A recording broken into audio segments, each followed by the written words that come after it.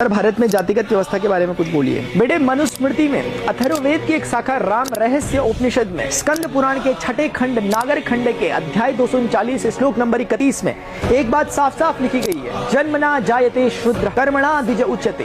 प्रत्येक व्यक्ति जन्म से शूद्र है, लेकिन अपने कर्म और कौशल के आधार पर वो ब्राह्मण, क्षत्रिय, वैश्य और शूद्र इन वर्णों को प्राप्त करता है। लेकिन भारत में इस प्रकार की वर्ण व्यवस्था को हटा करके जातिगत व्यवस्था लाने का पूरा श्रेय हमें अंग्रेजों को देना चाहिए। एक अंग्रेज अधिकारी हर्बर्ट रीस्ले ने भारतीयों को 2378 जातियों में वर्गीकृत करके भारतीय वर्ण व्यवस्था को ध्वस्त करने की पूरी कोशिश की। आपको जानकर हैरानी होनी चाहिए कि इंग्लैंड का पहला फॉर्मल स्कूल 1811 में खुला।